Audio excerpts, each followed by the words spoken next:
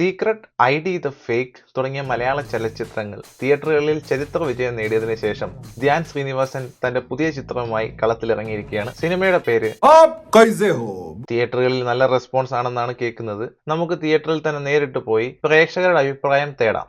നമസ്കാരം സുഹൃത്തുക്കളെ, ഇത് നമ്മൾ ആപ്പ് കൈസേ ഹോ കാണാൻ തിയേറ്ററിൽ എത്തിയിരിക്കുകയാണ്. തിയേറ്ററിൽ നിന്ന് ഇറങ്ങി വരുന്ന പ്രേക്ഷകരുടെ ഇന്ന് നമുക്ക് അഭിപ്രായങ്ങൾ തേടാം.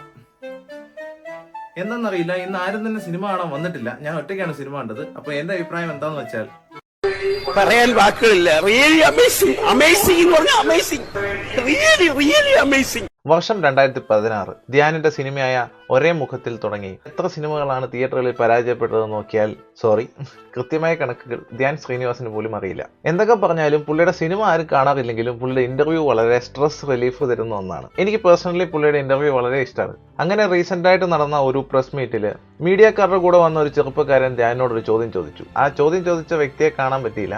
ഞാൻ ആരോ ഏട്ടാ, നമ്മളെ പോലെ ഏതൊരു പ്രേക്ഷകനും ചോദിക്കാൻ ആഗ്രഹിക്കുന്ന ഒരു ചോദ്യമാണെന്ന് വെച്ചോ. തിയേറ്ററുകളിൽ ഡിസാസ്റ്റർ ആവാൻ സാധ്യതയുള്ള സിനിമകൾ എന്തിനാണ് ഇങ്ങനെ തെരഞ്ഞെടുത്ത് അഭിനയിക്കുന്നത്? നിങ്ങളുടെ ഇന്റൻഷൻ എന്താണ്? ഇങ്ങനെയുള്ള കുറെ പടങ്ങൾ പ്രതീക്ഷ വെക്കേണ്ടത്. ഇത്തരം പരാജയ സാധ്യതയുള്ള സിനിമകൾ എന്തിനു അഭിനയിക്കുന്നു? കുറച്ചുകൂടെ മെച്ചപ്പെട്ട സ്ക്രിപ്റ്റുകൾ സെലക്ട് ചെയ്ത് അഭിനയിച്ചുകൂടെ എന്നുള്ള ചോദ്യം ആ ചെറുപ്പക്കാരൻ ഉന്നയിക്കുകയാണ്. ഇത്തരം ചോദ്യങ്ങൾ എവിടെ വന്നാലും ധ്യാൻ ശ്രീനിവാസൻ ഒറ്റേ മറുപടിയേ ഉള്ളൂ. ഞാൻ രാവിലെ ചെല്ലുന്നു, എനിക്ക് കഥയൊന്നും അറിയില്ല, സംവിധായകന്റെ അടുത്ത് ആക്ഷൻ പറയുന്നു, ഞാൻ എന്തോ ചെയ്യുന്നു. ആ ചോദ്യത്തോടു കൂടി നമ്മുടെ കൂൾ സ്റ്റാർ കൂൾ അല്ലാതായി. താൻ എത്ര സിനിമകൾ അഭിനയിക്കണം, എങ്ങനെ ജീവിക്കണമെന്ന് നിങ്ങൾ എന്നെ പഠിപ്പിക്കാൻ വരരുതേ എന്നുള്ള രീതിയിലായി ധ്യാൻ ശ്രീനിവാസന്റെ തുടർന്നുള്ള സംസാരം. ഞാൻ സിനിമയെ എങ്ങനെയാണ് കാണേണ്ടത്, ഞാൻ ജീവിതത്തെ എങ്ങനെയാണ് കാണേണ്ടത്, നീ പഠിപ്പിച്ചത്, ഞാൻ എങ്ങനെ സിനിമയെ അപ്രോച്ച് ചെയ്യുന്നുള്ളത് നീ എന്തിനാ എനിക്ക് പറഞ്ഞു തരുന്നത്, നീ കണ്ടുകൂടെ? എന്നാൽ ഇതേ ചോദ്യം ഇതിലും ഹാർഷായി ഒരു പ്രൊഡ്യൂസറും കൂടിയായ വിജയ് ബാബു മറ്റൊരു ഇന്റർവ്യൂവിൽ ചോദിച്ചപ്പോൾ തമാശയോട് കൂടി അതിനെ ചിരിച്ചു തള്ളുകയാണ് ധ്യാൻ ശ്രീനിവാസൻ ചെയ്തത്. അത് കഴിഞ്ഞ് ആരും ഉണ്ടാക്കിയില്ലല്ലോ എന്ത് പൈസ. അടികപ്പിയാരന് ശേഷം ആരെങ്കിലും ഒരു പ്രൊഡ്യൂസർ പൈസ ഉണ്ടാക്കിയോ? അത് എന്റെ പടം ചെയ്തിട്ടോ? ഇതാണ് ഹിപ്പോക്രസി. തന്നെ പ്ലേസ് ചെയ്യുന്ന തരത്തിലുള്ള ചോദ്യങ്ങൾ മാത്രം കേട്ട് ശീലിച്ച ധ്യാൻ ശ്രീനിവാസന് അത്തരത്തിലൊരു ക്രിറ്റിസിസം ഏറ്റുവാങ്ങാൻ സാധിച്ചില്ല. ധ്യാനിന്റെ അഭിപ്രായത്തിൽ വെൽ മാനേഡും പ്ലസന്റും ഒക്കെ ആണെങ്കിൽ തുടർച്ചയായി സിനിമകൾ കിട്ടും. അതായത് നിങ്ങൾ ഒരു ആസ്പിരന്റ് ആക്ടർ ആണെന്നുണ്ടെങ്കിൽ നിങ്ങൾ ആരെ കണ്ടാലും ചിരിച്ചു കാണിക്കുക, പ്ലസന്റായി സംസാരിക്കുക, നിങ്ങൾക്ക് ഓഫറുകൾ വന്നുകൊണ്ടേയിരിക്കും. ഓൺലൈൻ മാധ്യമങ്ങളൊന്നും തന്റെ സിനിമകൾ പ്രൊമോട്ട് ചെയ്യുന്നതിന് സഹായിക്കുന്നില്ല എന്നാണ് ധ്യാനിന്റെ പക്ഷം. എന്നാൽ എല്ലാ സിനിമകൾ ഇറങ്ങുന്നതിന് മുമ്പ് 5-6 ഇന്റർവ്യൂസ് കൊടുക്കാൻ ധ്യാൻ ശ്രീനിവാസൻ മടിക്കാറില്ല.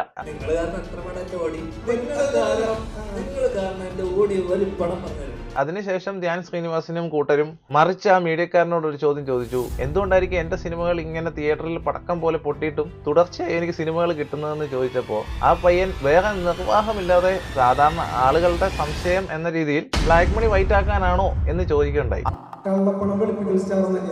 അത് ധ്യാനെ രോഷാകുലനാക്കി. ധ്യാനെ മാത്രമല്ല, അവിടെ കൂടിയിരിക്കുന്ന മീഡിയക്കാർ പോലും അയാളെ സപ്പോർട്ട് ചെയ്തില്ല. അവിടെ ഉള്ളവരെല്ലാവരും കൂടി അയാളെ സൈലന്റ് ആക്കാൻ ശ്രമിച്ചു.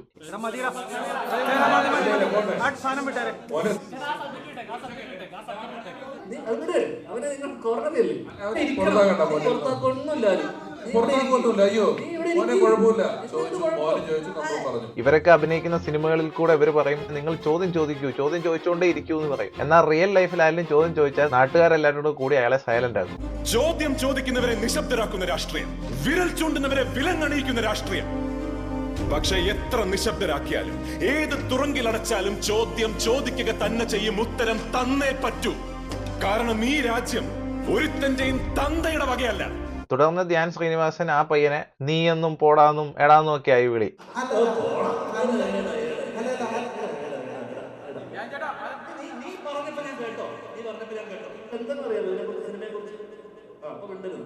തിരിച്ച് ആ റിപ്പോർട്ടർ ധ്യാനിനെ എടാ പോടാന്ന് വിളിച്ചിരുന്ന എങ്ങനെ ഉണ്ടായിരുന്നിരിക്കും? അല്ലെങ്കിൽ ആ റിപ്പോർട്ടർ ഒരു പെണ്ണായിരുന്നെങ്കിലോ? കാലാകാലങ്ങളായി തെളിഞ്ഞും പതിഞ്ഞും ആളുകൾ സംസാരിക്കുന്ന ഒരു വിഷയമാണ് സിനിമകൾ മണി ലോണ്ടറിങ്ങിന് വേണ്ടി ഉപയോഗിക്കുന്നുണ്ടോ എന്നുള്ളത്. ബ്ലാക്ക് മണി എന്നത് ഫേക്ക് കറൻസി അല്ല. ഫേക്ക് കറൻസി എന്ന് വെച്ചാൽ നിയമപരമായി വാലിഡ് അല്ലാത്ത കറൻസിയാണ്. നോട്ടുകൾ അനധികൃതമായി അടിച്ചിറക്കുന്നതിനെയാണ് ഫേക്ക് കറൻസി അല്ലെങ്കിൽ കള്ള നോട്ട് എന്ന് വിളിക്കുന്നത്. പക്ഷേ ബ്ലാക്ക് മണി എന്ന് പറയുന്നത് ലീഗൽ കറൻസി തന്നെയാണ്, പക്ഷെ ടാക്സ് അടയ്ക്കാത്ത currency. Hawala, human trafficking, kidnapping laundering, drug deals തുടങ്ങിയ പരിപാടികളിൽ കൂടെ വരുന്ന പൈസ ഒരിക്കലും ബാങ്കിൽ കൊണ്ട് നിക്ഷേപിക്കാനോ അതിന് ടാക്സ് അടയ്ക്കാനോ കഴിയത്തില്ല. അങ്ങനെ വരുമ്പോൾ ലീഗൽ കറൻസീസ് ആണെങ്കിൽ പോലും ലീഗലി ട്രാൻസാക്ട് ചെയ്യാൻ പറ്റാത്തൊരവസ്ഥ വരും. അപ്പോൾ എങ്ങനെയെങ്കിലും ഈ പണം ബാങ്ക് ട്രാൻസാക്ഷന്റെ ഭാഗമാക്കാൻ വേണ്ടിയിട്ടാണ് മണി ലോണ്ടറിങ് ചെയ്യുന്നത്. ലോണ്ടറിങ് എന്താണെന്ന് നമുക്കറിയാം. തുണി അലക്കുന്നതിനാണ് നമ്മൾ പൊതുവെ ലോണ്ടറിങ് എന്ന് പറയുന്നത്. അതുപോലെ തന്നെ കള്ളപ്പണം വെളുപ്പിക്കുന്ന ആ ഒരു പ്രക്രിയയാണ് മണി ലോണ്ടറിങ് എന്ന് വിളിക്കുന്നത്. മണി ലോണ്ടറിങ്ങിന് ന്യൂമറസ് ആയ വഴികളുണ്ട്. ഡയറക്റ്റ് ഫിസിക്കൽ ക്യാഷ് ട്രാൻസാക്ഷൻ നടക്കുന്ന ഏതൊരു ബിസിനസ്സിലും മണി ലോണ്ടറിങ് നടത്താൻ പറ്റും. അതിലൊന്ന് മാത്രമാണ് സിനിമ. എന്തുകൊണ്ട് സിനിമ മണി ലോണ്ടറിങ്ങിന് എടുക്കാൻ പറ്റുന്നതെന്ന് ചോദിച്ചാൽ, സിനിമ ഒരു ക്യാഷ് റിച്ച് ബിസിനസ്സാണ്. ആക്ടേഴ്സിനും ടെക്നീഷ്യൻസിനും ക്യാഷിൽ പണം കൊടുക്കാൻ സാധിക്കും. അതുപോലെ ഓരോ ദിവസവും പ്രൊഡക്ഷൻ ആവശ്യങ്ങൾക്ക് വേണ്ടിയിട്ട് ക്യാഷ് ഉപയോഗിക്കാൻ സാധിക്കും. എപ്പോഴും ഫിലിം പ്രൊഡ്യൂസേഴ്സ് നേരിട്ടായിരിക്കത്തില്ല മണി ലോണ്ടറിങ് ചെയ്യുന്നത്. അങ്ങനെ മണി ലോണ്ടറിങ് ആവശ്യങ്ങൾക്ക് വേണ്ടി ബ്ലാക്ക് മണി സിനിമകളിൽ ഇൻവെസ്റ്റ് ചെയ്യുന്നവരെ ഗോസ്റ്റ് ഇൻവെസ്റ്റേഴ്സ് എന്ന് വിളിക്കും. അവരുടെ പേര് സിനിമയുടെ ഭാഗമാവുകയില്ല, പകരം പ്രൊഡ്യൂസറിന്റെ പേരായിരിക്കും സിനിമയിൽ വരുന്നത്. ഇത്തരം ഗോസ്റ്റ് ഇൻവെസ്റ്റേഴ്സ് അവരുടെ പണം ഒരിക്കലും ഒരു സിനിമയിൽ ഇൻവെസ്റ്റ് ചെയ്യത്തില്ല. പല ഭാഷയിലുള്ള ചെറിയ ചെറിയ സിനിമകളിലായിരിക്കും ഇൻവെസ്റ്റ് ചെയ്യുന്നത്. ഈ സിനിമകളൊന്നും തന്നെ മുഴുവൻ ബ്ലാക്ക് മണി ഉപയോഗിച്ചുകൊണ്ടായിരിക്കത്തില്ല പ്രൊഡ്യൂസ് ചെയ്യപ്പെടുന്നത്. 20-80, 40-60 തുടങ്ങിയ റേഷ്യോയിൽ black and white money mix ചെയ്തുകൊണ്ടായിരിക്കും പ്രൊഡ്യൂസ് ചെയ്യപ്പെടുന്നത്. അങ്ങനെ വരുമ്പോൾ ട്രാൻസാക്ഷൻസ് പലതും ലെജിറ്റിമേറ്റ് ആയിട്ട് കാണിക്കാൻ സാധിക്കും. ഇങ്ങനെ ചെയ്യുന്നത് കൊണ്ട് തന്നെ ഇത്തരം ഫൈനാൻഷ്യൽ ഫ്രോഡുകൾ കണ്ടുപിടിക്കാൻ ഗവൺമെന്റിന് വളരെ ബുദ്ധിമുട്ടാണ്. ഒരു ദിവസം സെറ്റിൽ 500 ജൂനിയർ ആർട്ടിസ്റ്റിന് 1000 രൂപ വെച്ച് ശമ്പളം കൊടുത്തതായിട്ട് കാണിച്ചാൽ ഒറ്റ ദിവസം കൊണ്ട് തന്നെ 5 ലക്ഷം രൂപ ലോണ്ടറി ചെയ്തെടുക്കാൻ സാധിക്കും. അത് തന്നെ 30 ദിവസത്തിന് കാണിച്ചാൽ 1.5 കോടിയോളം രൂപ ലോണ്ടറി ചെയ്യാൻ സാധിക്കും. അതുപോലെ റെന്റ് അടച്ച പണം, പെട്രോൾ അടിച്ച പൈസ,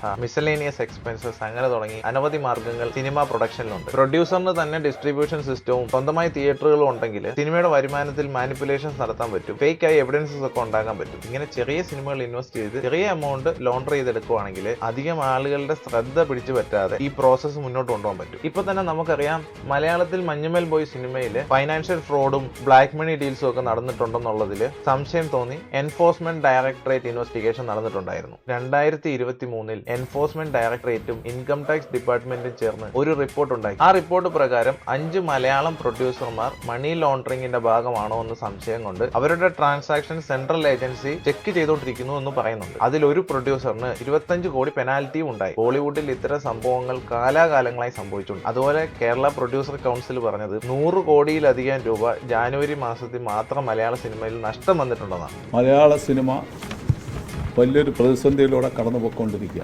ഓരോ മാസവും 100 കോടിയിലധികം രൂപ നഷ്ടപ്പെടുത്തുന്ന ഒരു ബിസിനസ്സിൽ തുടർച്ചയായി എന്തുകൊണ്ട് ആളുകൾ ഇൻവെസ്റ്റ് ചെയ്യുന്നു? ഇതൊക്കെ കാണുമ്പോൾ സാധാരണ ജനങ്ങൾക്ക് സ്വാഭാവികമായിട്ടും ഇത് മണി ലോണ്ടറിങ് ആണോ എന്ന് സംശയം തോന്നുന്നത് സ്വാഭാവികമാണ്. ഇത്തരം മണി ലോണ്ടറിങ് വിഷയങ്ങൾ വളരെ ലൈറ്റ് ആയിട്ടാണ് ധ്യാൻ ശ്രീനിവാസൻ അതിനെ അഭിമുഖീകരിച്ചത്. അതുകൊണ്ട് അവർക്ക് ഗുണമുണ്ടാകുന്നത് ഞാനല്ല വിളിപ്പിക്കുന്നത്. എനിക്ക് അക്കൗണ്ടിലാണ് ഇതൊന്നും. അതുകൊണ്ട് എനിക്കെന്താണ് ഗുണം? ആ രീതിയിൽ അവർക്ക് ഗുണം ഉണ്ടാകുന്നുണ്ടോ? ഇത്തരം കറപ്റ്റഡ് ആയ രാഷ്ട്രീയക്കാരുടെയും നാടിനെ മുടിപ്പിക്കുന്ന ലഹരി മാഫിയയുടെയും പൈസ വെളുപ്പിക്കുന്ന പ്രക്രിയ ഇത്ര ലൈറ്റായിട്ട് എടുത്തത് തീരെ ശരിയായില്ല. എന്തായാലും ഈ മാറ്റർ എസ്കലേറ്റ് ചെയ്യപ്പെട്ടിട്ടുണ്ട്. ആപ് കൈസേ ഹൈയിലെ പ്രൊഡ്യൂസർമാരും അതുപോലെ തന്നെ ധ്യാൻ ശ്രീനിവാസനും മുന്നോട്ട് വന്ന് ഇതിൽ ബ്ലാക്ക് മണി ഇല്ല എന്നൊക്കെ പറയുന്നുണ്ട്. ശരിയായിരിക്കും എന്ന് വിശ്വസിക്കാം. മറ്റൊരു വീഡിയോ ആയിട്ട് വീണ്ടും കാണാം. നന്ദി, നമസ്കാരം.